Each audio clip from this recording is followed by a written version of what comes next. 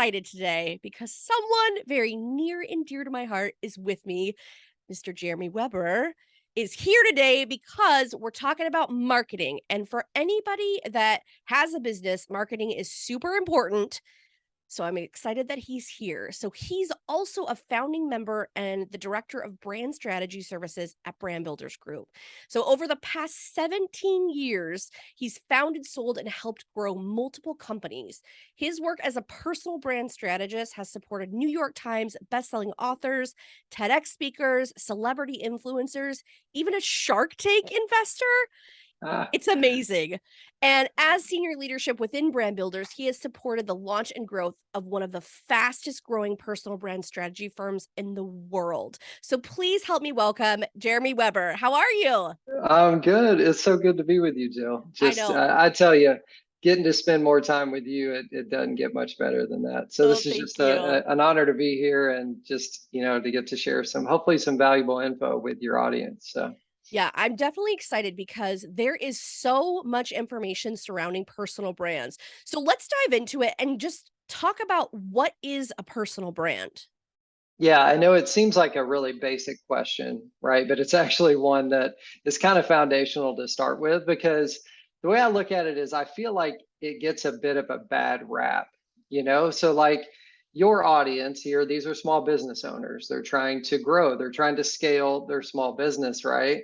And I think when most people in a typical business setting, let's say they've got small, medium, large businesses, whatever, when they think of a personal brand, they immediately think of speakers, authors, influencers, right? Like these people, these businesses where what's being sold and marketed and sold and delivered is heavily dependent on the individual, right? Like you don't outsource speaking, right? They're booking you to speak. You don't outsource the book. You wrote the book, right? You're the influencer, you have the platform, etc., right? But that's actually a total misunderstanding of what a personal brand is, right? And so what we kind of pride ourselves on is helping people understand, you know, what really is a personal brand and how do you leverage it in any type of business, right, to drive growth. And so when I think of what a personal brand is, it's actually pretty simple. It's you, Jill, like it's you, all right? Totally. And what we're saying is, how do you take the insights and expertise, right? All of this, all these skills you've acquired over the years, and you're really good at it right now. And that's one thing to be clear is we don't help people like be great at something, right? Like you're going to bring greatness to the table, and we help you magnify that and more people to know about it. But we basically say that right now you have an offline reputation, right? Like you're good at something, right? You bring value, you solve problems for people. And that's part of how you started your business, likely, right? And how you service people. What we're saying is, how do we get more intentional about taking your offline reputation, right? And making sure the online like online representation of that is represents all the great work you do, right? When more and more people can see you, know you, right, as an extension of the business, and that only helps you kind of like magnify the great work you do and drive growth of the business. So it's leveraging personal branding to drive growth of any business is an opportunity that's on the table, but I think most people hear it and they dismiss it because they associate it with certain types of kind of businesses, and that's not their business, so they never think any more about it, and they're missing out on a huge opportunity, which we'll talk a little bit about some of the stats, the consumer stats. But it's crazy what consumers are telling us that's driving a lot of exciting growth in the personal branding space. So, but yeah, that's kind of the way I would start with, like, what is a personal brand, though? It's you.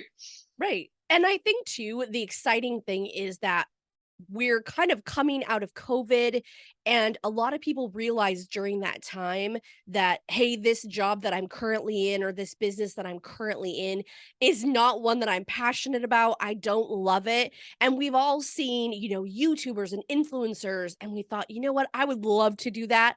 That is an amazing space to be in. But a lot of people struggle with how do you even do that? Like, how do you become those people?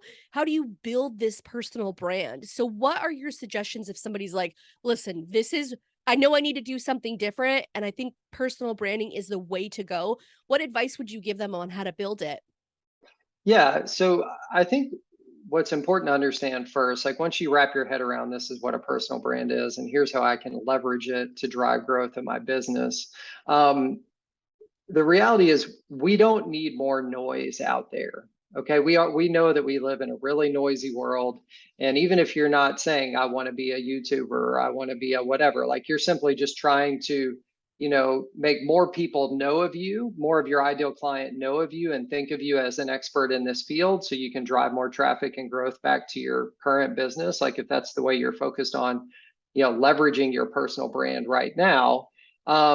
The bottom line is we don't need more crap out there. So please don't just say, "Hey, let me go spew more stuff out on on social media and like X." We got plenty of crap.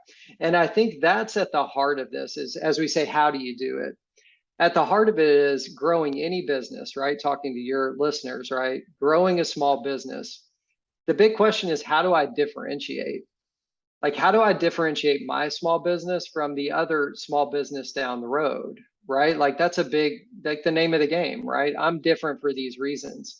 And you can continue to do the standard business marketing, and you should, right? And sales. But what we're realizing, and consumers are telling us as well, is that the true uniqueness about your small business is the one or more key people behind it, right? That's truly what does not exist with your competition down the road. So what are you doing to intentionally elevate, the external awareness of those individuals as a seamless extension? And how you do that is kind of like, what your question is. So we're going to say the first step is, and this is some of the best branding advice, we ever got, is we want to exploit your uniqueness in the service of other people, right? And I feel like so many people are stuck in this world of I either make good money and I'm miserable, right? Or I'm doing what I love doing, but I can't pay the bills. And so now I got to go do what I don't want to do, right? Like they're kind of on one extreme or the other. Um, but what we say is like at the core of how you exploit your uniqueness as an individual in the service of others is really finding that sweet balance between both of those, right? Like people are willing to pay me to solve this problem for them, right? So there's real value I'm bringing and they're willing to pay me. But I'm also delivering that service in a way that I love doing and is unique to me, right? So that gets into a little bit of how you do what you do. But we say that you identify your uniqueness as an individual by answering 6 different questions, right? This is our brand DNA helix. A lot of it starts with, what's the problem you solve for the world? And I love that one. A lot of people think it's a little fluffy. They're a little bit like, oh, I thought we were talking marketing and strategy, and like you're coming with this high level, like, what problem do you solve? Like, but what I love about kind of that question and the exercise that kind of comes as part of it, it helps you get really clear on like not only who you're serving, but how you're serving them, right? It makes it very personal. That like, let me get really clear on who our buyer is for our small business and what are they really struggling with, right? Like what are they really struggling with? And then how you solve that problem is somewhat associated with the products and services you sell, right? But but that's kind of one of those high level questions we're going to ask that's indicative of the market needs this. Like the world needs you to do this. You're well positioned to solve that problem. And then we're going to offset that and say, but are you passionate about it? Like, do you love doing that?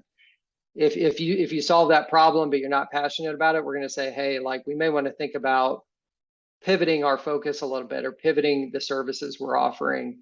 But we go through a series of 6 questions. I don't think we'll get to all of them today, but at the heart of it is what's called our brand DNA helix, and that's how we truly identify your uniqueness and how to uniquely position you and your business in the market, and help you use that to differentiate from the competition and drive growth and scale your small business. So Well, and that is my favorite question that you mentioned about, what's the problem that you solve? Because I think as business owners, a lot of times we are just jumping in and solving problems, but you never really take the time to think about what am I really solving? Like, there's things that mhm. we do as business owners every single day, and we get in this mode where we don't even realize that that might be a struggle for somebody else because Yeah, it's just something that we do.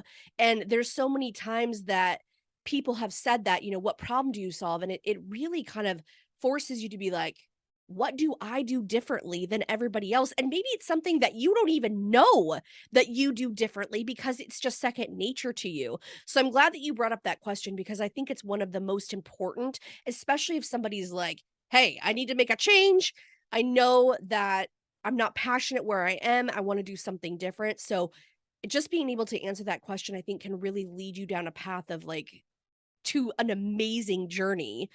yeah, And one other thing that I want to ask you about, because I think this is so important, because I really think that we as business owner need to talk about the mistakes that we make more, because a lot of people are like, oh, everything's awesome. We're doing great. But really, the growth comes from the mistakes that we make. So, what do you think is the biggest mistake that personal brands make when it comes to their digital marketing strategy? Because this is a big one.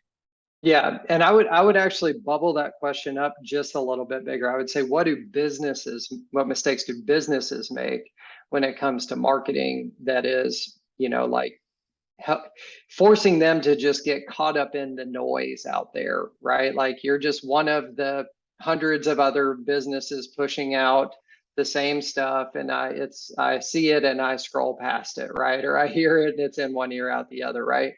And so I think at the core of it, right, is they don't understand consumer trends, right? And so let me just talk about these stats. So as of right now, this is from our trends in personal branding study. So this is a national independent research study. We paid a lot of money to get the stats. So we did not pay to get the numbers we wanted. They just happened to work out the way we had hoped they would. But I'm gonna look over here and says so.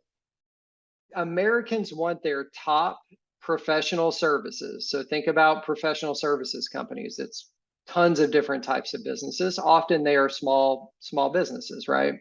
They want their professional services from people who have an established personal brand, right? 61% of Americans believe that their doctor should have an established personal brand, right? Like you want to know them, you want to trust that they're good at what they do. This person's about to like advise you on your health, right? Et cetera, right? So 58 believe that their lawyer, their legal counsel should. 55% of Americans think their banker, coach, or financial advisor should, right? So all of these, just think of it as consumers are wanting to know the individuals behind the business. They still need to know the business, right? That's a fundamental part of it. But they also want to know the individuals, especially significant individuals that are part of servicing them and taking care of them, right?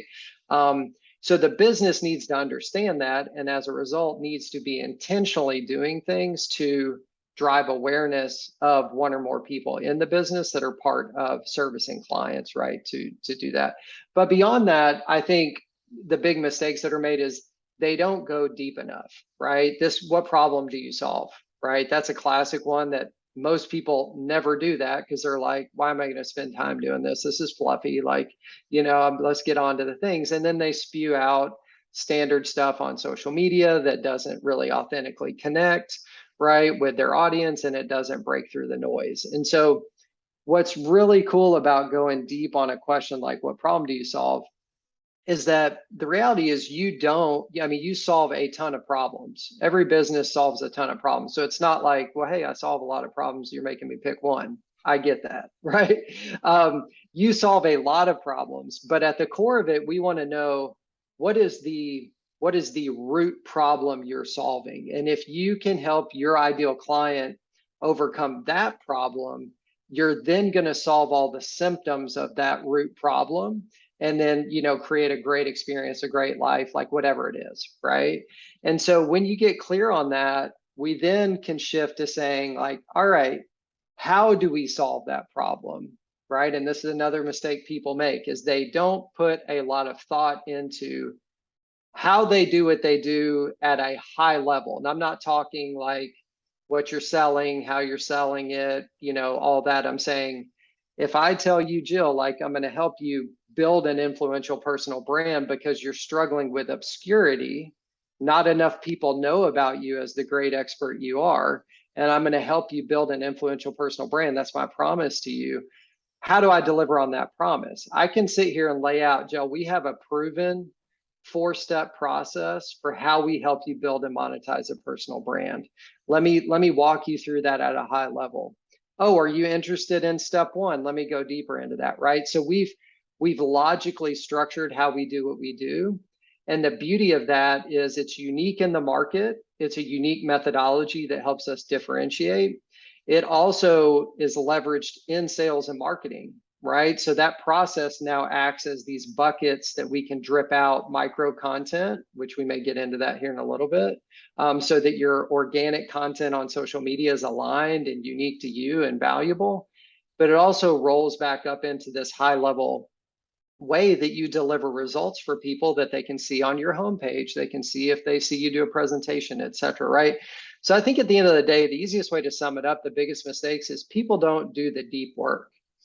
They see the shiny objects. They see that I'm on social. I should go to the networking events. I should, pay for the ads and the sponsorships and all the things. And it's like you're doing what everybody else is doing, which is fine. You need to kind of like, check some of the standard boxes, right? I'm not saying like ditch the typical marketing playbook, but I'm saying if you truly want to differentiate from the competition, you have to elevate individuals in the business, right, as an extension of the business brand. And to do that, you got to do some deeper internal work to do that in an authentic way. But there's no question, as you bring that to market, you're humanizing the brand, which is called authenticity, which helps you break through the noise and truly grab the attention of buyers in a way that the person down the block can't. Right. So I think that's, people got to do the deep work. They're kind of, sometimes they're lazy and don't want to, but they got to do the deep work. And, but it's worth it in the long run if they'll put in the time. Well, and I think too, us as entrepreneurs, we're kind of like squirrel. There's all this stuff that's kind of coming at us at one time. And so really focusing and saying, no, there's a process for how we do this. You don't jump directly into Facebook ads right after you're like, okay, I started an Instagram page. Like there's a certain way that you do things so that way you can cut through the noise. And that brings up a really important question that I'm sure that you get a ton. I know that I've heard people ask it, but it's, do you think that people should create a website that is under their personal name or under their business name? Because a lot of people have both. And like, how do you figure that out? Yeah, great question. And you're spot on. This is probably one of the most commonly asked questions of me. Yeah, at least as far as I'm interfacing with clients.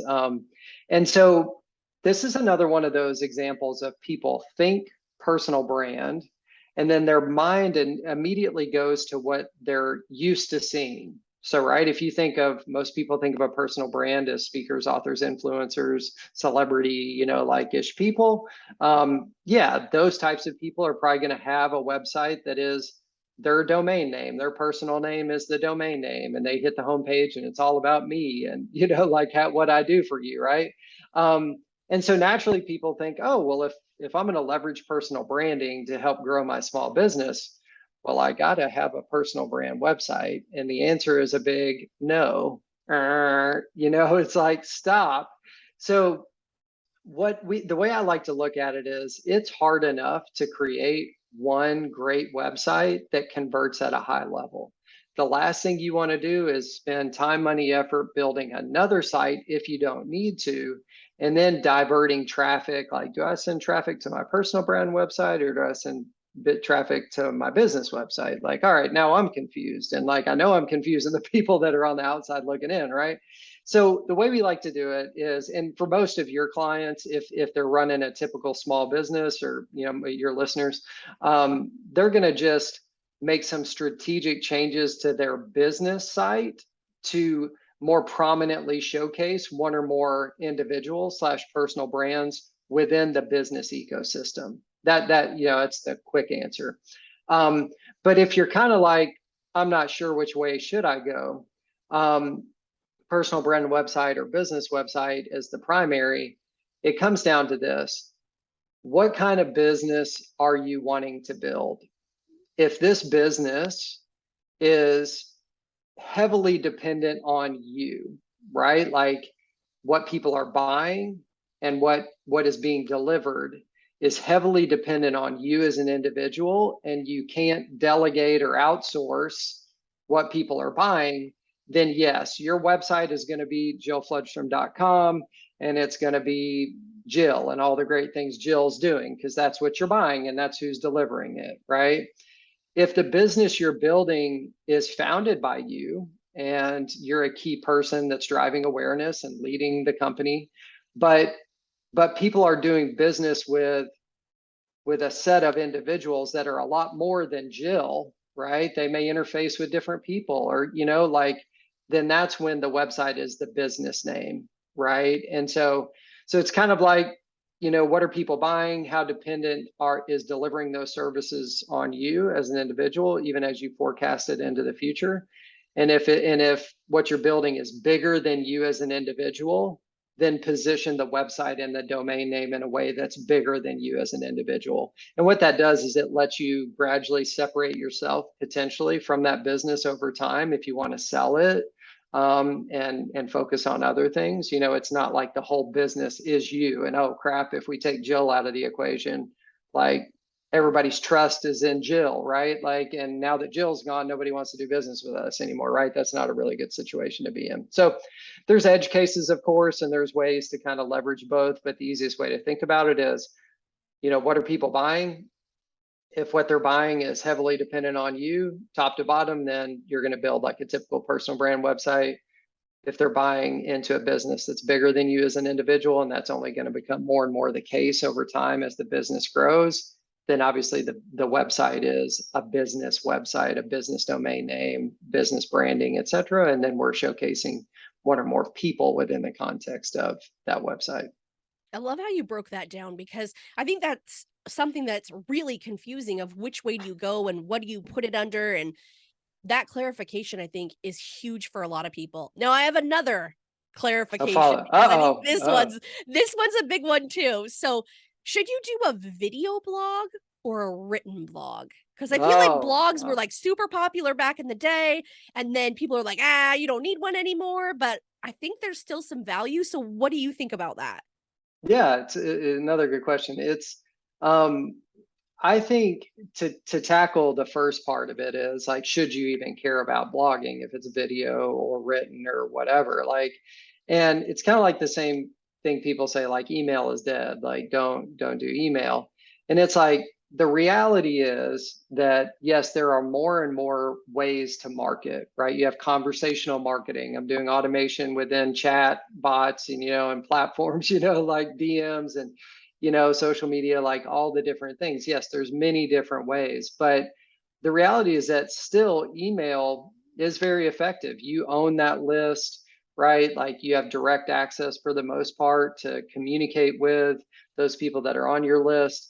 So when I think about blogging, it's the same thing, is that the people that say blogging is dead or like you don't need to do it, I always just like to say, well, so you mean to tell me that sharing information, like value add information with the people I'm trying to serve, to one, serve them and just educate them, but two, use that to build trust and make sure they know of me and think of me as somebody that knows what the heck I'm talking about, and then use that to then hopefully lead them to want to do business with me now or later. You're telling me that that's not important to kind of driving awareness and trust at scale to then funnel people into my business? It's like, no, the reality is people are overwhelmed with information, and they need to have ways to sample you, right? Like, so how do you get in front of people in micro ways to like let them sample you, and then if they like what they're sampling, they go deeper and they go deeper, and then eventually they buy. So your content marketing strategy, which your blog is at the heart of it, is a fundamental part of driving brand awareness and building trust at scale, and then gradually funneling people back to hopefully doing business with you at some point. So when we look at how to structure that, like technically, there's a lot of people that, and I promise I'm going to answer your question here, Jill. This is a lot. I'm I laying love this some of the stuff. I love this context stuff. or the foundations to Yeah. come back. I haven't forgot about it yet. So when we think about how to structure this technically, so let's say you bought in, like, okay, great, I get, Jeremy, content marketing's good. I still need to do it. All right. Well, most people are like, but yeah, everybody's on Facebook, everybody's on Instagram, everybody's on TikTok, everybody's on wherever, right? Like, why am I doing blogging again? Like, that's not on those platforms. And what we're going to say is, do not build your digital business on rented real estate.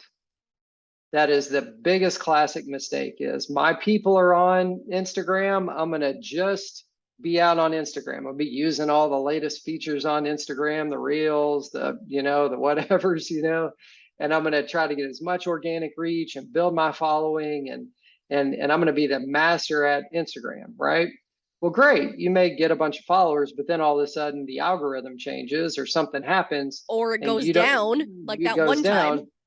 Exactly, and you don't have access to them anymore. So you're renting that audience. So what we say is, absolutely, you need to play out there on those platforms where your audience is hanging out, no question. But you need to be putting out micro information, right? That pulls them off platform creatively. Again, the Instagrams of, like Meta, all the people, right? They don't love it, that you're trying to pull people off platform. But again, we're doing that for a reason. And that's because when we can get in front of them and hook them on platform, but pull them back to some place where we control the user experience and we can hopefully get them to opt in or check out something, right? Then we can then remarket to them through email or through some other mechanism. Then we're in control of the communication channel and nobody's changing the algorithms to say you can't talk to that person anymore. So you do that by, where do you pull them to? When I hook them or tease them with something of value on Instagram, where am I taking them? Well, you don't take them to some other social platform where the same things exist. You take them back to your website, right? Where you control the user experience and you can hopefully get them to opt in, like I said. But if you don't have a blog, what's the reason to come back to your website? Like, again, right? Like, most websites are static.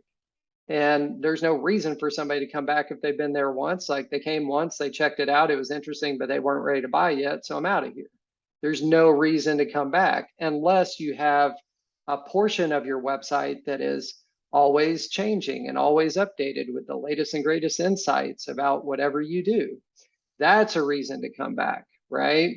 And so that's where you have the blog. It's the central hub to get to all these great insights and expertise about what you do. You take little micro pieces of those blog posts, you package them in whatever way you need to get the most organic reach on whatever social platforms your audience is hanging out on. You try to pull them back to your website to get them to, read the full thing, watch the full thing, whatever. And then obviously we have lead capture mechanisms to try to get people to opt in. But that's kind of the overall strategy. And then finally, getting to your question here, do I do written or video? We're going to say both, right? Some people like to read, and you want to have written for SEO purposes, on page SEO. But at the same time, some people like to watch, like the 5-minute video of like you dropping all this knowledge. It's great. At the same time, we want our content marketing to kind of power YouTube as well, because a lot of people search and discover and get insights, expertise straight through YouTube, huge search engine. So what we say is, do it in video to start, ideally.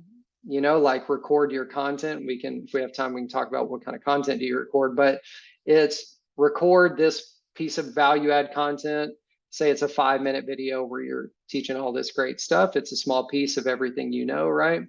And you're going to push that video out to YouTube, right? It's going to get edited and go out to YouTube, but then we're going to transcribe that video and clean up those words.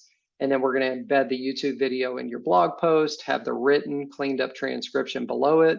And so anybody that comes to that blog post, they can watch the video, right? That's embedded from YouTube and drives up your views there, obviously. Or they can read below, or they can do both, right? So it's actually not one or the other, it's both. Well, and listen too, right? Because there's a way that you can just put the audio there. So if somebody's working out or driving or walking or doing whatever, they could just listen to the audio too.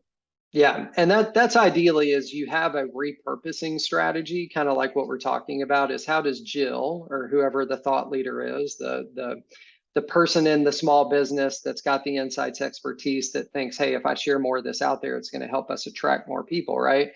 So ideally, that person only records the 5 minute video or whatever.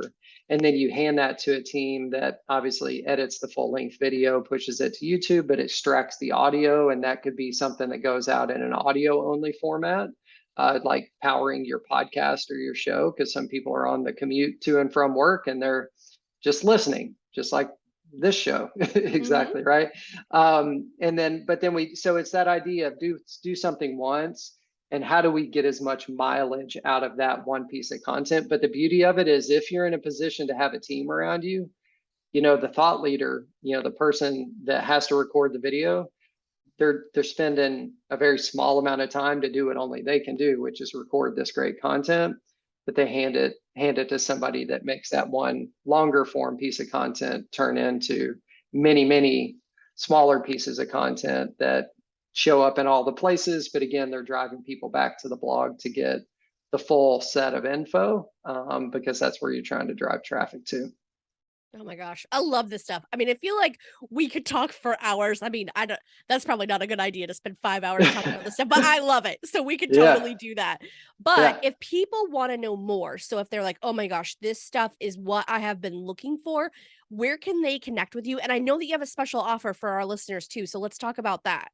Yeah, absolutely. Well, I mean, first and foremost, we're just out here to serve and push out value add info. So, like, this is one example of it, being on the show and talking here. Obviously, you can go to all the social platforms. My handle is the Jeremy Weber, 1B. So you can get to me and tap into little exactly what we just talked about, little micro pieces of best practices and strategies to build your personal brand, to drive growth of your small business.